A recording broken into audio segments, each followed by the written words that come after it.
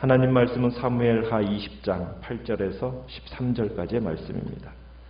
사무엘하 20장 8절에서 13절입니다.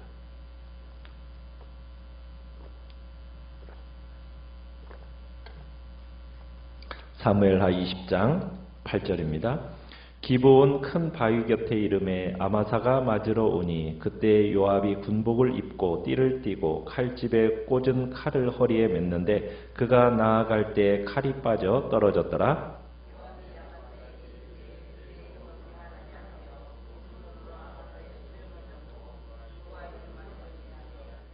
아마사가 요압의 손에 있는 칼은 주의하지 아니한지라 요압이 칼로 그의 배를 찌르매 그의 창자가 땅에 쏟아지니 그를 다시 치지 아니하여도 죽으니라. 요압과 그의 동생 아비새가 비그리의 아들 세바를 뒤쫓을세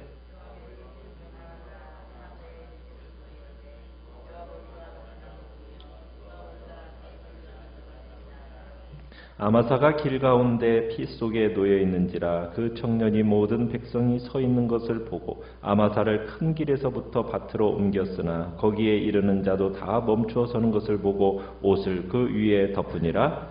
아마사를 큰 길에서 옮겨가매 사람들이 다 요압을 따라 비그리의 아들 세바를 뒤쫓아 가니라. 아멘. 오늘 말씀의 제목은 아마사의 죽음이라는 제목으로 말씀을 나누겠습니다. 지금 요압을 이제 다윗과 지금 비그리 사람 세바 사이에 이제 전쟁이 일어나게 됩니다. 반란이 이제 반역하는 일이 베냐민 사람 비그리의 세바 아들 세바로 인하여서 나타나게 되었는데 요압을 통해서 이 일을 시작한 게 아니라 원래는 아마사를 군대 장관으로 세워서 이 반란을 진압하려고 했습니다. 자, 그런데 아마사가 이 군대를 모으는 일이 지체가 된 겁니다. 3일 동안 이 일을 감당하라고 했는데 그 일이 지체가 되니까 이제 다윗이 아비새를 통해서 그 일을 이제 진행시켜 나갑니다. 요압을 따르는 자들, 그리고 블레셋 충신 용병들, 그렛 사람들, 블레셋 사람들, 모든 용사들이 다 이 아비새를 따라서 이제 비그리의 아들 세바를 뒤쫓게 됩니다. 예루살렘을 떠나서 전장을 향해 출정하게 된 거죠. 자, 그래서 이제 어디에 이르게 되었습니까? 8절에 보면 왕의 군대 행렬이 예루살렘 근교에 있는 기브온의 큰 바위 곁에 이르게 되었습니다. 이때 아마사가 그들을 찾아오게 됩니다. 이 기브온이라는 곳은 다윗이 머물고 있는 예루살렘에서부터 약 12km 정도 떨어진 곳입니다. 아마도 아마사는 유다 지파 사람들을 설득하고 군대를 일으키는데 고전하다가 왕의 군대가 출발했다 하는 소식을 듣고서는 찾아온 것입니다. 그러니까 아마사는 어떤 충분한 병력을 확보하지 못한 채 이 기브온 큰 바위 곁에 뒤늦게 출정해서 이 지금 요압과 아비새를 맞이하게 된 거죠.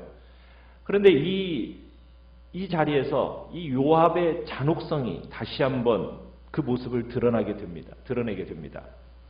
자, 아마사가 나타나니까 요압이 이성을 잃어버렸습니다. 왕이 보이지 않는 곳에서 자신의 자리를 뺏어간 사람을 만나게 된 겁니다. 자, 원래 이 지금 아마사와 요압은 어떤 관계라고 얘기했습니까? 이종사촌지간이라고 그랬어요. 친척 관계라고 얘기했습니다. 그러면은 그들 사이가 이러면 원래는 안 되죠. 자, 이제 요압은 자신의 이 잘 쓰는 비열한 방식대로 아마사를 처리해 나갑니다. 어떻게 처리하는가를 보면은 요압이 이제 군복을 입고 있었는데 허리에 칼을 찬 채 이렇게 걸어가다가 이 요대가 헐거워지면서 칼이 허리춤에서 빠져버리게 됩니다. 그러니까 마치 요압은 비무장 군복을 입은 것처럼 아마사에게 아무런 의심도 불러일으키지 않고 나갈 수 있게 되었죠. 그러면서 요압이 또 칼을 이제 떨어뜨린 것은 이게 아마사를 속이기 위한 수법이었던 겁니다. 자, 요압이 그 사촌형 아마사에게 이제 인사를 건넵니다. 뭐라고 건네고 있습니까? 내 형은 평안합니까? 하면서 이렇게 인사를 건네면서 오른손으로 아마사의 수염을 잡고 그와 입을 맞추려는 채 합니다. 그런데 요압의 다른 손에는 뭐가 들려져 있었습니까? 작은 칼을 가지고 있었던 거예요. 그래가지고 아마사가 요압의 손에 들려있는 칼을 주의하지 않았어요. 그리고는 접근을 허락했는데 이 즉시 요압이 칼로 그의 배를 찔러버립니다.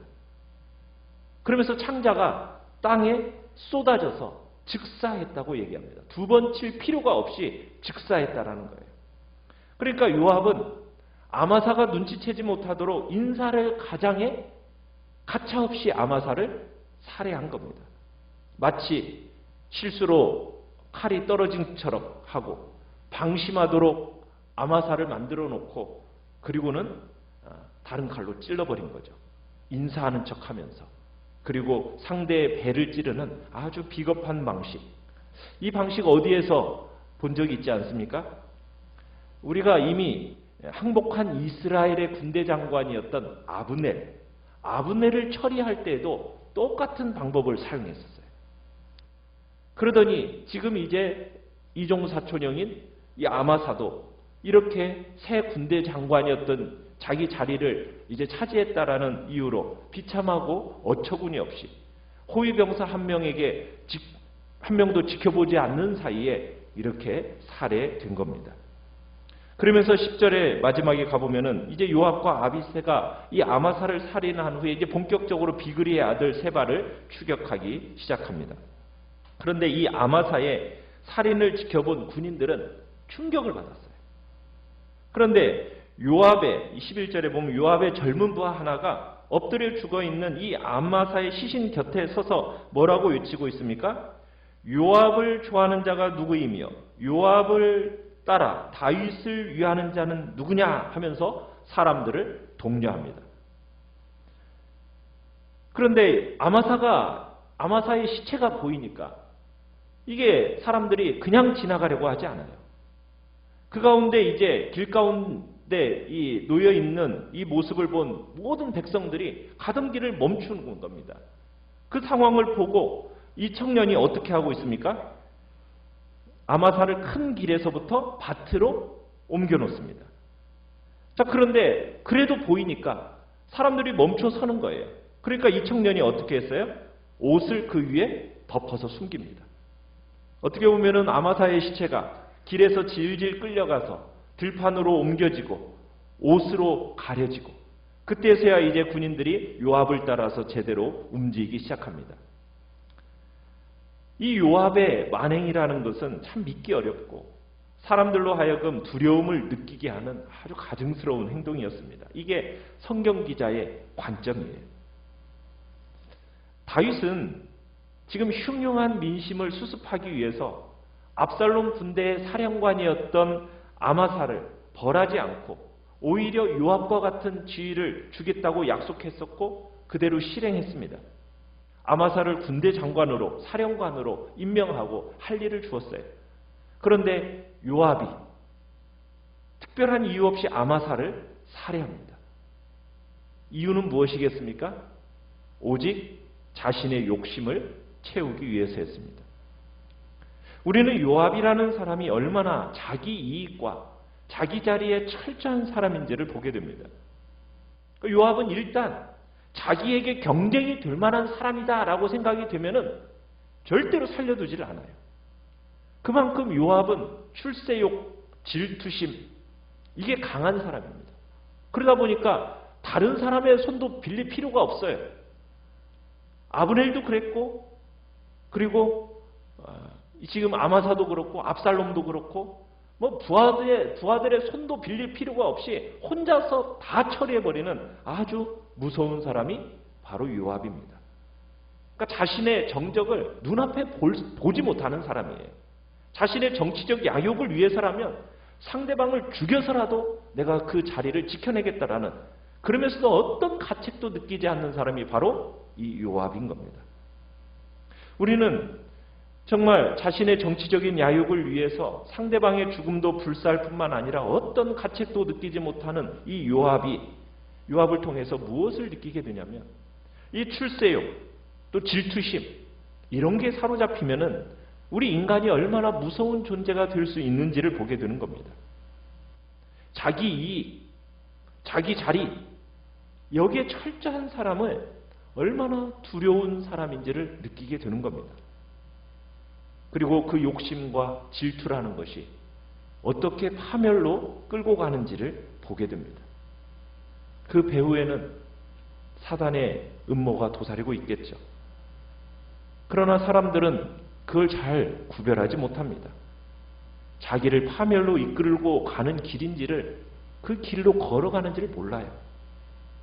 질투심과 자기 이익과 자기 자리에 대해서 그것은 얼마나 무서운 죄악인지를 사람들은 잘 몰라요. 우리가 살다 보면은 껄끄러운 사람들이 분명을 만나게 됩니다. 우리의 지위를 위태롭게 하는 사람들 분명히 만나게 됩니다. 품기 어려운 이웃들 만나게 됩니다. 차라리 내 눈앞에서 없었으면 하는 사람들 만나게 됩니다. 가까이 있다는 사실만으로도 부담되는 사람들 있습니다. 사랑하기 어려운 이웃이 분명히 만나게 됩니다. 그럴 때 우리의 마음이 어떻느냐는 겁니다. 우리는 연약하고 부패성을 가진 죄인들입니다. 우리는 이웃들이 잘 되고 그들의 모습 속에 축복하고 격려하는 자리에 가기가 참 어려운 것이 우리 인간입니다. 우리의 마음속에 질투심과 시기심과 그리고 내 자리와 내 이익에 대해서 절대로 놓지 못하는 그 부패한 마음이 우리 인간 속에 있고, 그 마치 파멸을 기다리는 듯한 그런 부패한 마음이 우리들 속에 있다라는 거죠. 그게 참 우리 죄악된 부패성의 마음입니다. 그걸 우리는 먼저 인정해야 됩니다.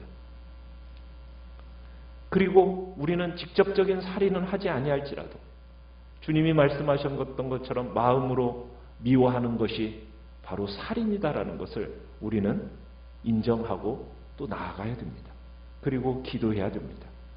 우리의 마음에 질투의 마음, 시기의 영 멀리하게 해달라고, 내 안에 주의 사랑의 영으로 가득 채워달라고, 그래서 정말 이웃들을 축복하고 용납하고 사랑하고 세워줄 수 있는 주님을 닮아가는 인생이 되게 해달라고 우리는 기도해야 됩니다. 경쟁 관계에 있는 사람들을 욕망과 질투의 눈으로 죽이기보다 정말 사랑과 관용의 마음으로 바라볼 수 있는 넉넉함이 우리 안에 있게 해달라고 기도해야 되는 것입니다. 질투를 넘어서 정말 사랑의 인생을, 정말 축복의 인생을 살아가는 사람이 우리가 되게 해달라고 주님 앞에 기도하는 자리에 우리 모두가 있기를 바랍니다. 정말 편안하고 넉넉한 마음으로 상대방을 바라볼 수 있는, 대할 수 있는 우리의 심령이 되게 해달라고 이 시간 주님 앞에 기도하며 나가시기 바랍니다. 말씀을 생각하면서